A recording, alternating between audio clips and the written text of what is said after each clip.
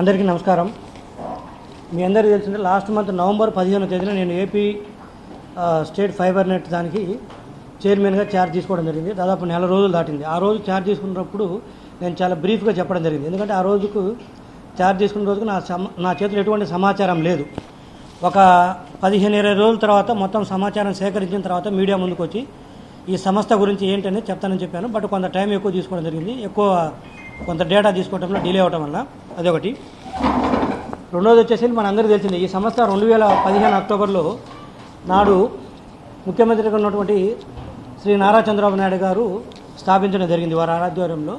So ఆ రోజు ముఖ్యంగా దీని ఉద్దేశం ఏంటంటే, ఈ సంస్థ యొక్క ముఖ్య ఉద్దేశము ఇంటర్నెట్ సేవలు కావచ్చు, కేబుల్ కనెక్షన్ కావచ్చు, ముఖ్యంగా మధ్యతరగతి పేదవారికి తక్కువ ధరలో, అది కూడా గ్రామీణ ప్రాంతాల్లో, ఎక్కడైతే గ్రామీణ ప్రాంతాలు కావచ్చు, మారుమూల గ్రామాల్లో ఉన్నవారికి కూడా తక్కువ ధరలు అందించాలి. రెండోది ఇంటర్నెట్ సేవలు అందించాలనేది ఆ రోజు ముఖ్య ఉద్దేశం. ఎందుకంటే మనందరికీ తెలిసిన పట్టణాల్లోనూ నగరాల్లోనూ ఆ రోజు కొంత ఇంటర్నెట్ ఉండేది, కానీ గ్రామాల్లో, మారుమూల గ్రామాల్లో ఇంటర్నెట్ ఉండేది కాదు. ఒకవేళ వాళ్ళు ఏదైనా తీసుకోవాలన్నా కూడా, ఏదో మొబైల్ ద్వారా తీసుకోవాలన్నా కూడా అది కాస్ట్లీగా ఉండేది. ఆ నేపథ్యంలో ఆ రోజు శ్రీ నారా చంద్రబాబు నాయుడు గారు ఆలోచించి పేదవారికి కూడా ఇంటర్నెట్ సేవలు అందుబాటులోకి రావాలి, తక్కువ ధరలోకి రావాలనే ఉద్దేశంతో తీసుకురావడం జరిగింది. వారు ఏదైతే భవిష్యత్తును ఊహించి ఆ రోజు దీన్ని తీసుకొచ్చారో మనందరికీ కూడా తెలిసిందే. 2020-2021లో కరోనా టైం అప్పుడు కూడా ఏది వర్క్ ఫ్రమ్ హోమ్ చేయడానికి ఆ రోజు కరోనా టైంలో ఆ రోజు 2015 అక్టోబర్లో తీసుకున్న నిర్ణయం, తర్వాత ఫైబర్ నెట్ ఎస్టాబ్లిష్ చేయడము, దాదాపు స్టేట్ గవర్నమెంట్ తరఫున 24,000 కిలోమీటర్లు ప్రతి గ్రామానికి కూడా అందుబాటులోకి వచ్చేటట్టు ఇంటర్నెట్ కానీ కేబుల్ కానీ, ముఖ్యంగా ఇంటర్నెట్ సేవలు వచ్చేటట్టు ఆ రోజు కేబుల్ చేయడం, తద్వారా దాని ఫలాలు కూడా ప్రజలు ఆ రోజు అనుభవించడం జరిగింది. ముఖ్యంగా బెంగళూరులో కావచ్చు, హైదరాబాద్లో కావచ్చు, చెన్నైలో కావచ్చు, జాబులు చేసే వాళ్ళందరూ కూడా కరోనా టైంలో ఊర్లకు వస్తే ఎలా అది ఉపయోగపడింది ఇంటర్నెట్ సేవలు వర్క్ ఫ్రమ్ హోమ్ చేయడానికి ఆ రోజు తెలిసింది. సో మా పార్టీ అధినేత ఏ నిర్ణయం తీసుకున్నా కూడా భవిష్యత్ తరాలకు ఉపయోగపడేది ఆలోచించి తీసుకుంటాం. ఇది ఒక ఆస్పెక్ట్. అయితే ఆ రోజు తీసుకున్న తర్వాత 2016 నుంచి దానికి సంబంధించిన కేబుల్స్ వేయటం కావచ్చు, మొత్తం దానికి సంబంధించిన ప్రాజెక్ట్స్ అంతా ఇంప్లిమెంట్ అయిన తర్వాత 2019కి టీడీపీ పార్టీ దిగిపోయటానికి 10 లక్షల కనెక్షన్స్ తోటి సబ్స్క్రైబర్స్ ఉండటం జరిగింది, ఏది ఏపీ ఫైబర్ నెట్కి.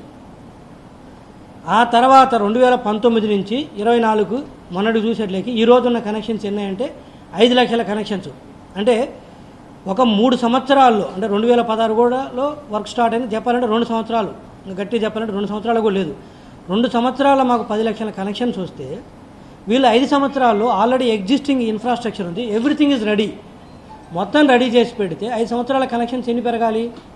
30-40 లక్షలుగా పెరగాల్సింది పోయి 10 లక్షల కనెక్షన్స్ కాస్త కూడా 5 లక్షలు పడిపోయింది. ఇదొకటి. రెండోది ముఖ్యమైన విషయం ఏంటంటే, ఒక రకంగా చెప్పాలంటే ఈరోజు ఈ సంస్థ in the verge of insolvency, అంటే దివాలా అంచులో ఉంది ఈరోజు ఈ సంస్థ పరిస్థితి. అంటే ఇది వెరీ అన్ఫార్చునేట్. ఈ సంస్థ చైర్మన్గా నేను ఆ మాట చెప్పడానికి కూడా బాధ ఉంది, కానీ తప్పదు. ఎందుకంటే ఈరోజున్న పరిస్థితి తెలియాలి కాబట్టి చెప్పాల్సి వస్తుంది. వాస్తవంగా చెప్పాలంటే ఈరోజు ఈ సంస్థ ఏంటంటే దివాలా అంచులో ఉంది.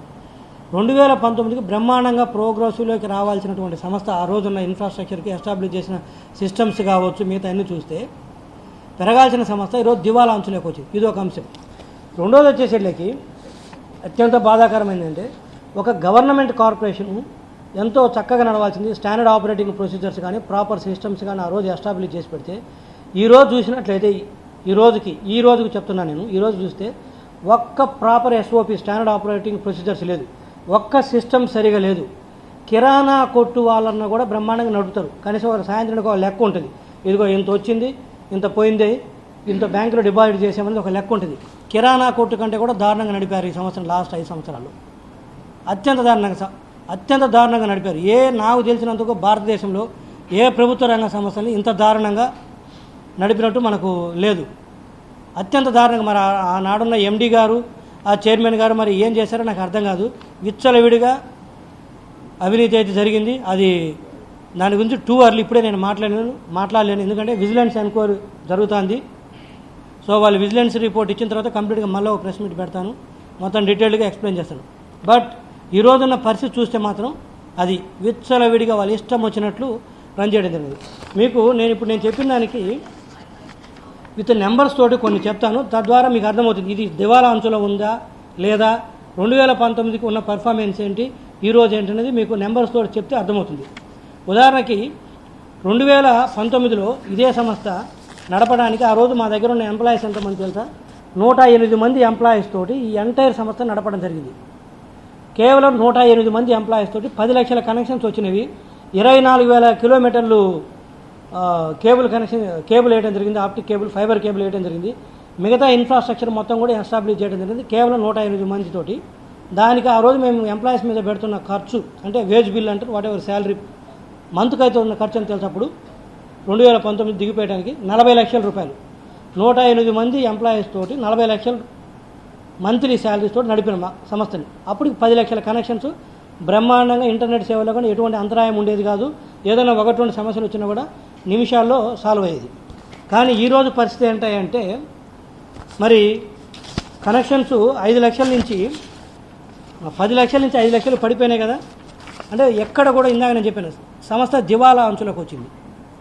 10 లక్షలు ఉన్న కనెక్షన్స్ 5 లక్షలకు పడిపోయినాయి. ఎక్కడికెక్కడ కేబుల్లు తీసుకెళ్ళిపోయారు. సరే అదంతా థెఫ్ట్ ఫ్రాడ్ మన తర్వాత మాట్లాడతాం. అయితే ఈరోజు ఎంప్లాయీస్ ఎంతమంది ఉందో తెలుసా, వీళ్ళు గవర్నమెంట్ మారడానికి 1363 మంది. ఆ రోజు 2019లో 108 మంది ఎంప్లాయీస్ ఉంటే ఈరోజు 1363 మంది ఎంప్లాయీస్ తోటి నెలకు 4 కోట్ల శాలరీస్. మేము ఆ రోజు ఇచ్చింది 40 లక్షలు. 108 మంది ఎంప్లాయీస్కి 40 లక్షలు శాలరీస్ ఇస్తే ఈరోజు 1363 మందికి 4 కోట్ల శాలరీస్. పోనీ 40 లక్షల నుంచి 4 కోట్లకు శాలరీస్ పెరిగితే అంటే 10 రెట్లు పెరిగింది దాదాపు, అంతే కదా. 10 రెట్లు పెరిగితే బిజినెస్ ఎంత పెరగాలి, 5 లక్షలు 10 లక్షలు ఉన్న కనెక్షన్స్ ఆ రోజు 1 కోటి కనెక్షన్స్ అవ్వాలి. సమస్యలు కూడా 10 రెట్లు తగ్గాలి ఇంతమంది ఎంప్లాయీస్ని పెంచి ఇంత ఖర్చు పెట్టినందుకు. కానీ ఈరోజు పరిస్థితి ఏంటి, 10 లక్షల కనెక్షన్స్ 1 కోటి కనెక్షన్స్ అవ్వాల్సింది పోయి ఈరోజు 10 లక్షల కనెక్షన్స్ 5 లక్షలకు వచ్చింది. ఇదే సంస్థ ఇండియాలో నెంబర్ 1 అవ్వాల్సిన సంస్థ దివాలా అంచులకు వచ్చింది. ఏది ఇంత ఖర్చు పెట్టి 1363 మంది ఎంప్లాయీస్ని పెట్టి 4 కోట్లు మంత్లీ శాలరీస్ ఇస్తూ దివాలా అంచులో చేసుకొచ్చారు. కనెక్షన్స్ పెరగలేదు. అన్నిటికీ మించి కేబుల్ ఆపరేటర్ని నిజంగా చిత్రహింసలు గురి చేశారంటానికి కూడా ఇంకా మాటలు జరుపు. ఆ విధంగా అరెస్ట్ చేశారు కేబుల్ ఆపరేటర్స్. ఎందుకు చెప్తున్నంటే ఎల్ఎంఓలు మేము ప్రిన్సిపల్ అయితే వాళ్ళు ఏజెంట్, మాకు వాళ్ళు రెవెన్యూ జనరేటర్స్ ఎంతో చక్కగా చూసుకోవాల్సిన కేబుల్ ఆపరేటర్స్ని కూడా చిత్రహింసలకు గురి చేశారు. వాళ్ళ దగ్గర డబ్బులు తీసుకున్నారంట, కనెక్షన్స్ ఇవ్వలేదు. అదేవిధంగా ఎవరు డబ్బులు ఎక్కువ ఇస్తే ఒక ఎల్ఎంఓ అంటారు, కేబుల్ ఆపరేటర్ అంటారు, వాళ్ళ దగ్గర నుంచి కనెక్షన్ తీసేయటము, వేరే వాళ్ళ డబ్బులు ఇస్తే వాళ్ళకి ఇచ్చేయటము, ఇటువంటి ప్రాక్టీసులు చేశారు. సో ఇంత ఖర్చు పెట్టి వీళ్ళు చేసింది అంటే దివాలా అంచు తీసుకొచ్చారు. ఇన్ని కోట్లు ఖర్చు పెట్టి జీతాలు ఇచ్చి, నేను చెప్పిన 4 కోట్ల సంవత్సరానికి కదా, నెలకు వాళ్ళు ఇచ్చిన జీతాలు, మేము 40 లక్షల జీతాలు నెలకి ఇస్తే ఇలా 4 కోట్లు ఇచ్చారు. ఇది పరిస్థితి. రెండోది వచ్చేసరికి ఉంటుంది, లేదా రెవెన్యూ గ్రాంట్స్ కింద రాష్ట్ర ప్రభుత్వం ఇస్తుంది. కానీ దీనికి ఆదాయం వచ్చే సంస్థ ఇది. అటువంటి సంస్థలు కూడా 1262 కోట్ల రూపాయలు ఈ రోజుకు వీళ్ళు అప్పులు పెట్టడం జరిగింది. అదేవిధంగా చూస్తే మేము 2015 నుంచి 19కి 3,580 కోట్ల రూపాయలు ఖర్చు పెట్టడం జరిగింది. ఆ రోజు సంస్థను మొత్తం ఎస్టాబ్లిష్ చేయడానికి. ఏది కంప్లీట్ అంత క్యాపిటల్ ఎక్స్పెండిచర్ కావచ్చు, రెవెన్యూ ఎక్స్పెండిచర్ కావచ్చు, వాట్ ఎవర్ ఇట్ మేబీ 3,580 కోట్ల రూపాయలు ఖర్చు పెట్టి రెడీ టు సర్వ్ అన్నమాట ఖర్చు పెట్టి ఇన్ఫ్రాస్ట్రక్చర్ మొత్తం క్రియేట్ చేశాం. ఇక తర్వాత చేయడానికి పెద్ద స్కోప్ కూడా లేదు. 3,580 కోట్ల రూపాయలు ఖర్చు పెట్టి మేము ఆ రోజు చేసింది 10 లక్షల కనెక్షన్ తీసుకొచ్చాము, ఇంకా రెడీ టు సర్వ్. అయితే ఈ తర్వాత వీళ్ళు వచ్చి ఏం చేశారంటే వీళ్ళు ఖర్చు పెట్టిన అది ఇందాక నేను చెప్పింది 3,580 కోట్ల రూపాయలు మాకు వచ్చిన రిసీట్స్, అందులో మేము ఖర్చు పెట్టింది ఆ రోజు వచ్చేసరికి 3,513 కోట్లు ఖర్చు పెట్టడం జరిగింది. ఇదే విధంగా వీళ్ళకి వచ్చిన మొత్తం అప్పులు అయితేమి, రిసీట్స్ అయితేమి, మిగతా సెంట్రల్ గవర్నమెంట్ నుంచి వచ్చిన గ్రాంట్స్ అయితే, స్టేట్ గవర్నమెంట్ పంపించిన గ్రాంట్ అయితేమి, అంటే ఇన్కమ్ తక్కువ ఇట్లకి 6,775 కోట్ల రూపాయలు తీసుకొచ్చి 6,869 కోట్ల రూపాయలు ఖర్చు పెట్టడం జరిగింది. అంటే స్థూలంగా చెప్పాలంటే మేము ఆ రోజు మొత్తం ఇన్ఫ్రాస్ట్రక్చర్ రెడీ చేయడానికి 10 లక్షల కనెక్షన్ తీసుకురావడానికి 3,513 కోట్ల రూపాయలు ఖర్చు పెడితే వీళ్ళు రెడీగా ఉన్న సంస్థకి 6,869 కోట్ల రూపాయలు ఖర్చు పెట్టారు ఈ 5 సంవత్సరాలు. మరి దాదాపు మేము పెట్టిన దానికంటే దాదాపు డబల్ పెట్టారు దగ్గరగా. మరి డబల్ పెట్టినప్పుడు 3,500 కోట్లు ఎక్కడ, 6,800 కోట్లు ఎక్కడ, ప్లస్ 6,800 కోట్లు 5 సంవత్సరాలు పెట్టడానికి అవసరం లేదు. ఎందుకంటే ఆల్రెడీ ఇన్ఫ్రాస్ట్రక్చర్ మొత్తం ఎస్టాబ్లిష్ చేసినాం మేము. ఇక రెగ్యులర్గా ఉంటే ఏదైనా మెయింటెనెన్స్ కావచ్చు, కొంత అడిషనల్గా ఎక్కడైనా అక్కడ అవసరమైన క్యాపిటల్ ఎక్స్పెండిచర్ కొంత, అదేవిధంగా శాలరీస్ అది ఉంటుంది. మరి 3,500 కోట్ల ఖర్చు ఎక్కడ మొత్తం రెడీ చేయడానికి? 6,869 కోట్లు ఎక్కడ ఏ సంవత్సరాలు? పోనీ ఇంత చేసి ఏమన్నా ఎఫిషియన్సీ పెంచారా? బిజినెస్ ఆపరేషనల్ ఎఫిషియన్సీ అంటే చెప్పారు కదా ఇందాక, దివాలా అంచుకు తీసుకొచ్చారు. రెండోది 10 లక్షల కనెక్షన్స్ 5 లక్షలు తీసుకొచ్చారు. ఈరోజు ఏదైనా సమస్య వస్తే పట్టించుకునేవాళ్ళు లేడు. కేబుల్ ఆపరేటర్ల సంఖ్య కూడా పడిపోయింది. సో ఇది ముఖ్యంగా మీరు నోట్ చేసుకోవాల్సింది. ఖర్చు 3,500 కోట్లు ఖర్చు పెట్టి మేము 10 లక్షల కనెక్షన్లు తీసుకొచ్చాము. ప్లస్ అన్నిటికి మించి టోటల్ క్యాపిటల్ ఎక్స్పెండిచర్ అదే టైంలో నడిచింది. ఇలా 6,800 కోట్ల రూపాయలు క్యాపిటల్ ఎక్స్పెండిచర్ పెద్ద పెట్టడానికి అవకాశం లేదు. ఎస్పెషల్ లాస్ట్ 23-24 మన ఎన్నికల సంవత్సరంలో ఎక్కువ ఖర్చు పెట్టి డ్రా చేసుకొని వెళ్ళిపోయారు డబ్బులంతా. ఇది కూడా విజిలెన్స్ ఎంక్వైరీ నడుస్తుంది. అది అయిపోయిన తర్వాత డెఫినెట్గా మొత్తం వివరాలతో బయటకు వస్తుంది. ఇది పరిస్థితి. సో ఈ విధంగా చూసినట్టయితే ఉద్యోగస్తుల అంశాలు కాదు. ఇంకోటి ఏంటంటే ముఖ్యంగా ఎంప్లాయీస్ని ఎలా రిక్రూట్ చేశారంటే మేము ఈరోజు బయటకు వస్తుంది. జనరల్గా మీ అందరికీ తెలుసు, మీరు కూడా సంస్థలు ఉద్యోగస్తులు పనిచేస్తున్నారు. ఒక ఉద్యోగం రావాలంటే ఏంటి, మీరు అప్లై చేసుకుంటారు, ఒక ఆఫర్ లెటర్ వస్తుంది, మీరు దాన్ని యాక్సెప్ట్ చేస్తారు. తర్వాత ఆ సంస్థ మీకు ఏం చేస్తుంది, ఒక అపాయింట్మెంట్ లెటర్ ఇస్తారు. కానీ వీళ్ళు ఏం చేశారు, వాట్సాప్ ద్వారా ఒక వైసీపీ కార్యకర్త లేదా వైసీపీ ఎమ్మెల్యేను మినిస్టరు ఎంపీ ఒక మెసేజ్ పెడతారు. ఇక్కడ ఆఫర్ లెటర్లు ఉండవు, అపాయింట్మెంట్ లెటర్స్ ఉండవు. ఆ వాట్సాప్ ద్వారా వచ్చిన మెసేజ్ తీసుకొని వీళ్ళకు పేరోల్లో పెట్టేస్తారు. నెల నెల జీతాలు నడుస్తాయి. ఇలా ఒకళ్ళు కాదు, ఇద్దరు కాదు, 100 ఉన్నారు. ఆ డేటా కూడా భవిష్యత్తులో మీకు మొత్తం ప్రజెంట్ చేస్తాం. సరే, వ్యక్తిగతంగా వాళ్ళ పేర్లు మేము బయటికి చెప్పలేకపోవచ్చు, కానీ అది పద్ధతి కాదు. బట్ జరిగిన ప్రాసెస్ ఇది. ఎక్కడన్నా నడుస్తుందా? కనీసం ఒక దాన్ని ఏమంటారు, ప్రొప్రైటరీ కన్సర్న్లో కూడా, ఒక చిన్న ఆర్గనైజేషన్లో కూడా ఒక పిలిచి చిన్న ఇంటర్వ్యూ చేస్తారు. నువ్వేం చేస్తావు, నీకేమొచ్చు, నీకు వచ్చిన తగ్గట్టుగా మేము పని ఇవ్వగలమా, ఇచ్చిన తర్వాత పని చేయించుకోగలమనేది ఆలోచిస్తారు. కానీ ఇక్కడ ఏం చేశారు వీళ్ళు, సింపుల్గా వాట్సాప్లో మెసేజ్ వస్తుంది, రిక్రూట్ చేశారు. పోనీ వాళ్ళు ఏమైనా సంస్థలు ఉన్నారంటే ఓ ఎంపీ ఇంట్లో డ్రైవర్స్గా, ఓ ఎమ్మెల్యే ఇంట్లో వంట మనిషిగా, ఇంకొక మినిస్టర్ దగ్గర అటెండర్గా పనిచేస్తున్నారు. ఏది, మా సంస్థలో జీతాలు తీసుకుంటూ అక్కడ పనిచేస్తున్నారు. పోనీ అదైనా కానీ ఒక ఆఫర్ అపాయింట్మెంట్ లెటర్ ఇచ్చి ప్రాపర్గా చేశారంటే అది దిక్కులేదు. అంటే వాళ్ళ ఇష్టం. సో ఇవన్నిటి పరిస్థితి ఈ నేపథ్యంలోనే ఇదిగో ఈ సంస్థ ఇదిగో దివాలా అంచులకు రావడం జరిగింది. ఇలా చెప్పుకుంటూ పోతే చాలా ఇష్యూస్ ఉన్నవి. క్యాపిటల్ ఎక్స్పెండిచర్ నేను చెప్పాను. తర్వాత వచ్చేసరికి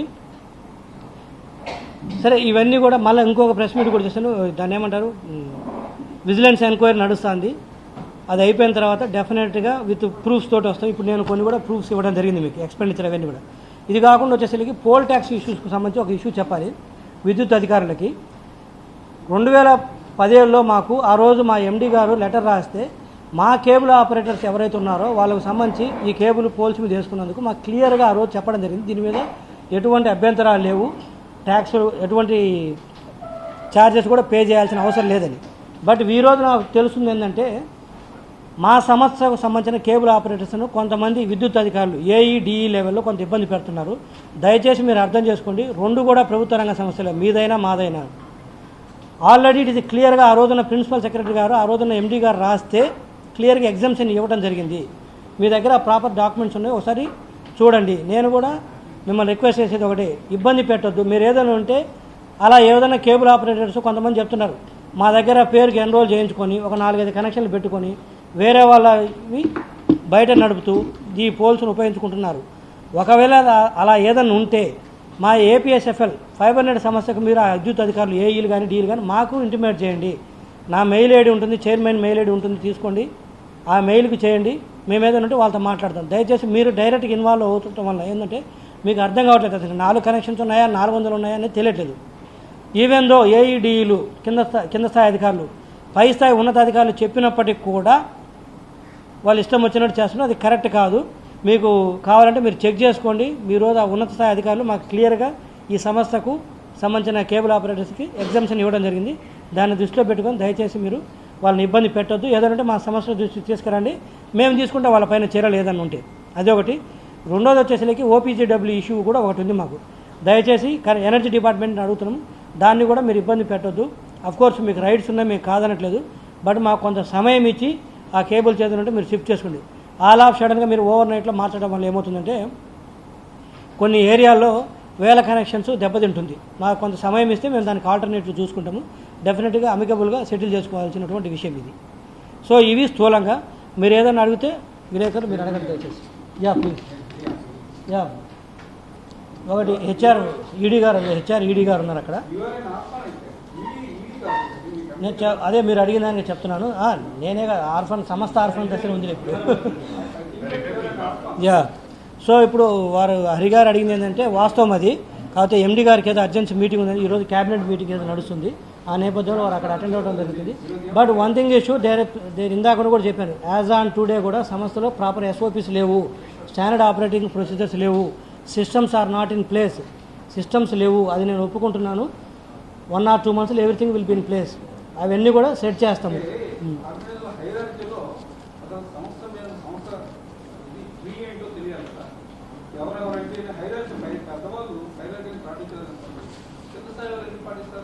ఎగ్జాక్ట్లీ మీరు చెప్పింది కరెక్ట్. బట్ ఈరోజు ఎండీ గారికి వచ్చేసి క్యాబినెట్ మీటింగ్ ఉంటుంది, సీఎం గారితో ఉండాల్సి వచ్చింది. ఎక్కడో ఉన్నట్టుంది. బట్ మా వాళ్ళకు ఇంటిమేషన్ జరిగింది. హైరార్కీ కూడా చెప్తున్నా కదా, ఇది ఎక్కడ ఇష్యూ ఈ రోజు కాదండి, మొత్తం కొలాబ్ చేశారంటున్నారు.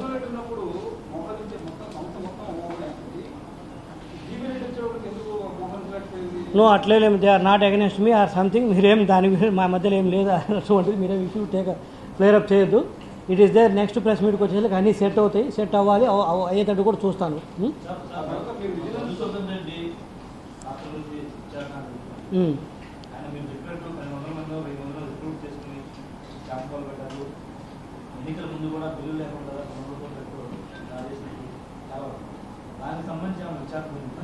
ఇప్పుడు ఒకటి ఫ్రాడ్ ఎలా జరిగింది, ఎప్పుడు చేశారో, ఎలా జరిగింది అనేది విజిలెన్స్ వాళ్ళు ఎంక్వైరీ చేస్తారు. ఒకసారి ఆ రిపోర్ట్ ఇచ్చిన తర్వాత దాంట్లో అగైన్ ఫ్రాడ్ ఆస్పెక్ట్ ఒకటి ఉంటుంది.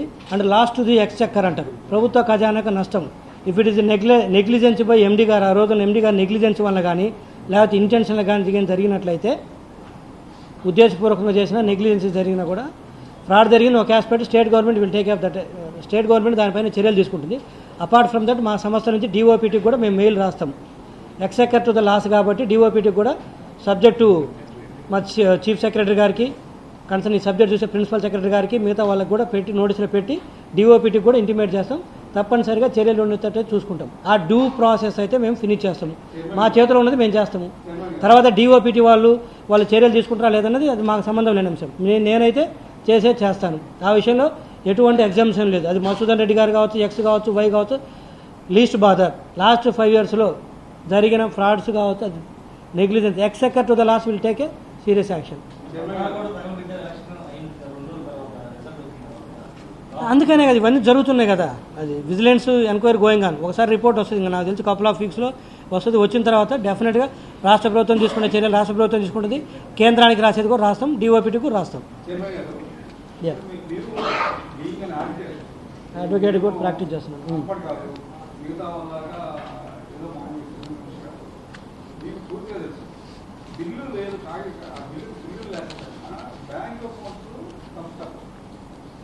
అవి ఉన్నాయి.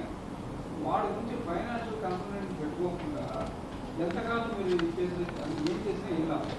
ఇప్పుడు హరిగారు మీరు నేనేమన్నా ఇప్పుడే వచ్చిన సంస్థలు మీకు తెలుసు. ప్లస్ మొత్తం ఇప్పుడు ఫైనాన్షియల్ కన్సల్టెంట్ లేడు, ఇంటర్నల్ ఆడిటర్ లేడు.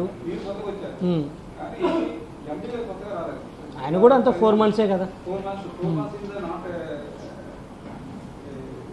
అంటే నాకు అర్థమైంది మీరేమంటే 4-5 months తక్కువ పీరియడ్ కాదంటారు. కానీ బట్ చెప్పే కదా సంస్థ ఇందాక నేను ముందుగానే చెప్పాను దివాలా అంచున్నది. అక్కడి నుంచి దాన్ని అర్థం చేసుకోవడానికి 3-4 months పడుతుంది. చర్యలు తీసుకోవడానికి కాదు, ముందు అర్థం చేసుకోవడానికి ఆ పరిస్థితి తీసుకుపోయారు.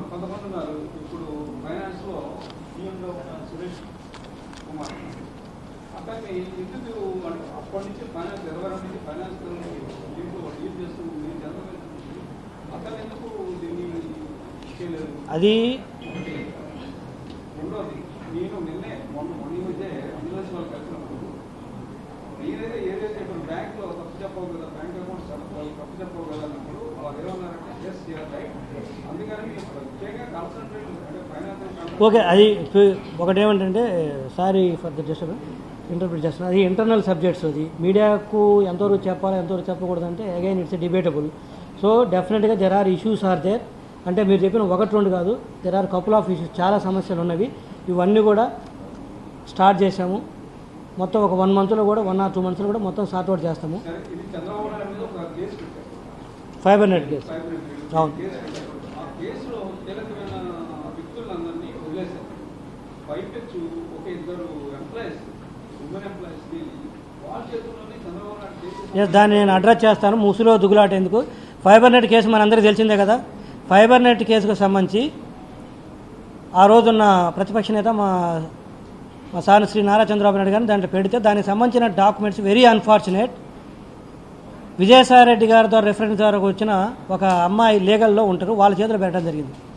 అది కనుక్కొని మొన్నే టెర్మినేట్ చేసాం దాన్ని. నో, ఉన్నది అవకాశం అది. ఇప్పుడు అదైతే నేను మీడియాకి ఈ రోజు కాదు రేపని తెలియదు, నేను చెప్పకపోయినా మీరు కనుక్కుంటారు కాబట్టి నేనే చెప్తున్నాను. It's very unfortunate. అత్యంత కీలకమైన డాక్యుమెంట్స్ వారి చేతిలో పెట్టడం జరిగింది. అది సంహౌ ఓవర్ సైట్ అయిపోయింది, ఎక్కడో జరిగిపోయింది. మా నోటీస్కి రాగానే ఇమీడియట్గా టెర్మినేట్ చేయడం జరిగింది.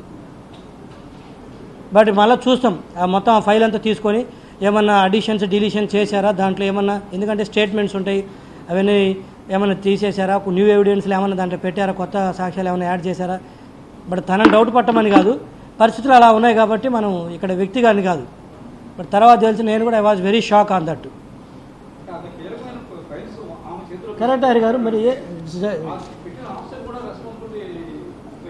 అందుకనే కదా మీరు అడగకముందే నేనే ఓపెన్ చెప్తున్నాను కదా, ఇట్ వాస్ డన్. అది మీ నోటీస్ కూడా ఉంటుంది ఈడీ గారు, మనం కూడా డిస్కస్ చేయడం జరిగింది. But it is very unfortunate. But ఇది తెలియగానే ఒక క్షణం కూడా డిలే చేయకుండా స్పేర్ చేయలేదు, వాళ్ళని ఇమ్మీడియట్గా టర్మినేట్ చేయడం జరిగింది. అన్ఫార్చునేట్లీ ఏంటంటే తనకు కూడా అపాయింట్మెంట్ లెటర్ లేదు, జస్ట్ వాట్సాప్ మెసేజ్ ద్వారా జాయిన్ అయిపోయారు. డన్.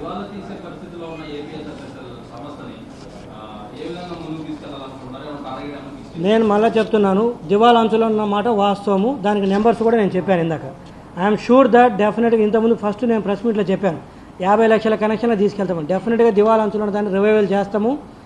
ఈ రోజు 5 లక్షల కనెక్షన్ 50 లక్షలకు తీసుకెళ్తాము. ఆ విషయంలో ఎక్కడ కూడా కాంప్రమైజ్ అయ్యే క్వశ్చనే లేదు. కాంప్రమైజ్ అయ్యే పరిస్థితికి వచ్చి చేయలేని పరిస్థితికి ఉంటే నేనే ఈ సీట్ని క్విట్ చేస్తాను కానీ తప్పితే వర్క్ విషయంలో మాత్రం ఎన్నిక తగ్గ నేను. ఆ విషయంలో ఎక్కడ కూడా మా అధికారులకు కూడా చెప్తున్నాను నేను. డెఫినెట్లీ వేర్ ఇప్పుడు నెక్స్ట్ ఇప్పుడు ఇది అయిపోయిన తర్వాత 12 o'clock మీటింగ్ ఉంది మా స్టాఫ్ అందరితోటి. వేర్ మొత్తం న్యూ పాలసీస్ కావచ్చు, న్యూ స్టాండర్డ్ ఆపరేటింగ్ ప్రొసీజర్ కావచ్చు, మొత్తం కంప్లీట్ టర్న్ అరౌండ్ స్ట్రాటజీ మొత్తం ప్రిపేర్ చేసుకుంటున్నాము. 100% మేము రివైవ్ చేస్తాము. నాకు ఎక్కడైనా కూడా రివైవ్ చేసే ప్రాసెస్లో ఏ అధికారులు కానీ సపోర్ట్ చేయడం కూడా స్పేర్ చేసే క్వశ్చనే లేదు.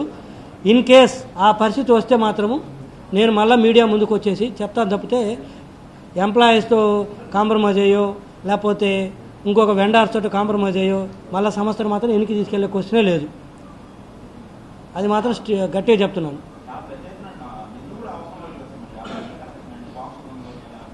మనసుంటే మార్గం ఉంటుందండి, అదేం పెద్ద ఇష్యూ కాదు. ఇప్పుడు 1262 కోట్లు ఈ రోజుకి అప్పు ఉంది, 1262 కోట్లు. అదేవిధంగా శాలరీస్ 4 కోట్లు వేజ్ బిల్ ఉంది. ఇదంతా కూడా అన్నెసరీ కాస్ట్ కదా. ఇప్పుడు 4 కోట్లు వేజ్ బిల్ ఉంది, దాన్ని తగ్గించుకున్నామంటే నెలకు చాలామందిని అవసరం లేని వాళ్ళందరినీ పెట్టారు. ఇందా చెప్పే కదా, డ్రైవర్లు, అటెండర్లు, కుక్కుల కింద ఉన్నారు, వాళ్ళందరినీ కూడా అపాయింట్మెంట్ లెటర్స్ లేకుండా ఉన్నారు. వీళ్ళందరినీ కూడా తీసేసినట్టయితే దాదాపు మాకు దాంట్లో కొంత కాస్ట్ సేవింగ్ వస్తుంది. ఇంకా మిగతా ఎక్కడెక్కడ కాస్ట్ సేవింగ్ ఉందో చూస్తాము అండ్ న్యూ ఫైనాన్సెస్ చూసుకుంటాము. బట్ డెఫినెట్గా రివైవ్ చేయాలి. ఇదేంటంటే మా సారుకి చంద్రబాబు నాయుడు గారికి మానస పుత్రిక అలాంటి సంస్థ. రెండోది poor and middle class people కూడా ఇది ఒక రకంగా చెప్పాలంటే ఇది ఒక రకమైన వెల్ఫేర్ ప్రోగ్రామ్ లాంటిది. ఈరోజు జియో లాంటి, ఎయిర్టెల్ లాంటి వాళ్ళు ఎలా ఉంటారు, వాళ్ళకు లాభాలు వస్తే కనెక్షన్లు ఇస్తారు, లాభాలు వస్తే వాళ్ళు కేబుల్స్ ఇస్తారు, అంటే కేబుల్ కనెక్షన్ చేస్తారు, లైన్స్ చేస్తారు. బట్ మాది ఎలా కాదు కదా, ఒక కనెక్షన్ ఉన్నా కూడా తాండాలు ఉన్నా కూడా 10 కిలోమీటర్లు కూడా మేము వెనకాడం ఏది కేబుల్ కొత్త కేబుల్ వేసి కనెక్షన్ ఇవ్వడానికి. So that is our aim, motive. అది ఇట్స్ నాట్ అబౌట్ లాభాల కోసం కాదు, టు సర్వ్ ద పీపుల్ కాంటెస్ట్లో డెఫినెట్గా రివైవ్ చేస్తాము. మేము అనుకున్న నెంబర్ను కూడా రీచ్ అవుతాం. ఆ కాంటెస్ట్లో 100% స్ట్రిక్ట్గా ఉంటుంది. స్టేట్ గవర్నమెంట్ అడగము, ఓన్లీ రెవెన్యూ గ్రాంట్ ఉంటుంది, దాని వరకే లెజిటిమేట్గా ఎంత వస్తుంది అంతవరకే తీసుకుంటాం.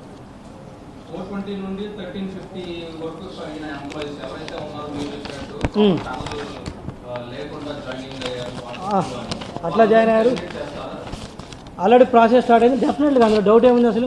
మళ్ళీ రిక్రూట్మెంట్ చేసేటప్పుడు ఏ విధాలు? రిక్రూట్మెంట్ మేము హైడ్ చేసేదేం కాదు. ఒక్క ఎంప్లాయీని రిక్రూట్ చేసినా కూడా ప్రాపర్ రిక్రూట్మెంట్ అంటే ఒక నోటిఫికేషన్ ఇవ్వడం కానీ, నోటిఫికేషన్ ఇచ్చి ముందు ఇంటర్నల్గా మేము ఒక అంటే ఎవరు అవసరము, ఎంతవరకు అవసరము అది రెడీ చేసుకుంటాము. రెడీ చేసిన తర్వాత proper notification paper through, media త్రూనే వస్తుంది కదా, మీరే చూస్తారు. అది ఒక్క జాబ్ అయినా 100 జాబ్లైనా పేపర్ నోటిఫికేషన్ ఇస్తాము. ఏ స్కిల్ సెట్ కావాలి, వాళ్ళకి ఏ క్వాలిఫికేషన్స్ కావాలి, ఎంత ఎక్స్పీరియన్స్ ఉండాలి అనేది మొత్తం కూడా దాంట్లో రాస్తాము. దాని ద్వారా వచ్చిన వాళ్ళని ఇంటర్వ్యూ చేస్తాం ప్రాపర్గా. ఇంటర్వ్యూ చేసిన తర్వాత ప్రాపర్ ఆఫర్ లెటర్ ఉంటుంది, అపాయింట్మెంట్ లెటర్ ఉంటుంది, everything will be in place, ప్రాపర్గానే ఉంటుంది. అవును,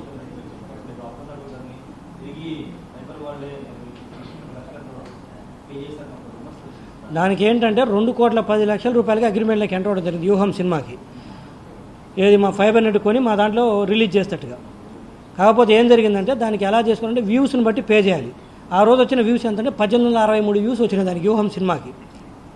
ఇట్ సపోజ్ టు బి ఒక రేషియో ప్రకారం 100 రూపాయలు ఎంత వెళ్తే దానికి అంతా గట్టి కలిపినా కూడా వాళ్ళకు హార్డ్లీ వాటి కాల్డ్ అంటే 1,80,000 2 లక్షల కంటే కూడా పే చేయకూడదు వాళ్ళకి. 2 lakhs suppose to be pay. 2 లక్షలు కూడా పే చేయాల్సిన దానికి 2,10,00,000 ఎంటర్ అయ్యారు. అది మా అకౌంట్లో డెబిట్ అయినట్టుగా వాళ్ళకి అమౌంట్ వెళ్ళినట్టుగా. అదే ఆర్వీ అని వాళ్ళది ఒక సంస్థ ఉంది, వాళ్ళ అకౌంట్లో క్రెడిట్ అయినట్టుగా బ్యాంక్ స్టేట్మెంట్స్ కూడా తెప్పించాము. ఇట్ ఈస్ దేర్ ప్రూఫ్స్ ఉన్నవి. పేమెంట్ జరిగింది మాట వాస్తవము. ఒక వ్యూకి ఎంత పడింది తెలిసిన 11,000 రూపాయలు పడింది ఒక వ్యూకి మా అగ్రిమెంట్ ప్రకారం. సో అది కూడా విత్ ఎవిడెన్సెస్ ఉన్నాయి. వాళ్ళ అగ్రిమెంట్లోకి ఏ రేట్కి అగ్రిమెంట్లోకి ఎంటర్ అయ్యారు, ఎన్ని మాకు వ్యూస్ వచ్చినాయి, ఎంత పేమెంట్ చేసాం, మా దాంట్లో డెబిట్ వాళ్ళ దాంట్లో క్రెడిట్ అయినట్టు కూడా విత్ ప్రూఫ్స్ అన్నీ ఉన్నాయి. దాని మీద కూడా డెఫినెట్గా చర్యలు ఉంటాయి. సార్ గతంలో 245 రూపాయలకు చాలా ట్రిపుల్ ప్లే ఉంది. ఇప్పుడు 600 చేశారు, 599 చేశారు. కానీ చాలా వరకు ఇంపార్టెంట్ న్యూస్ తీసేస్తారు. అది వాళ్ళని అడగండి హరి గారు. పోయి మసూద్ రెడ్డి ఎక్కడ దొరుకుతుంది అడగండి ఆ చైర్మన్ గౌతమ్ రెడ్డి గారు అని. ఇప్పుడు మేము రివైవ్ చేస్తాం, మాకు టైం ఇవ్వండి. ఇప్పుడే చెప్పా కదా, డెఫినెట్గా రివైవ్ చేస్తాము. డెఫినెట్గా అన్ని ప్లాన్స్ రివైవ్ చేస్తున్నాము. Everything will revive. ఒకసారి రివైవ్ చేసిన తర్వాత మళ్ళీ 1 or 2 months తర్వాత వీళ్ళు హోల్డ్ ఏ ప్రెస్ మీట్ డెఫినెట్గా చెప్తాము. ఎందుకు మాట్లాడండి మీరు. మళ్ళీ వస్తాడు కాబట్టి అప్పుడు అంటారు. అది జరగదు లేదు, అది తగ్గిపోయినాయి. చెప్పారు 10 లక్షల నుంచి 5 లక్షలకు వచ్చినాయి మొత్తం అన్నీ. ఇప్పుడు నేను ఈ రోజు నుంచి జిల్లా పర్యటనలు పెట్టుకుంటున్నాను కేబుల్ ఆపరేటర్స్ తోటి. ప్రతి జిల్లాకి వెళ్తున్నాను, వాళ్ళతో కూర్చుంటున్నాను, వాళ్ళకున్న ఇష్యూస్ చేస్తూ మాట్లాడతాను, సమస్యలు కూడా. తర్వాత వాళ్ళు ఇచ్చిన ఇన్పుట్స్, వాళ్ళకున్న సమస్యలు పెట్టుకొని మేము కూడా మళ్ళీ రివైజ్డ్ ప్లాన్స్ అన్ని కూడా షెడ్యూల్ చేస్తున్నాం. బాగా తగ్గిపోయినాయి.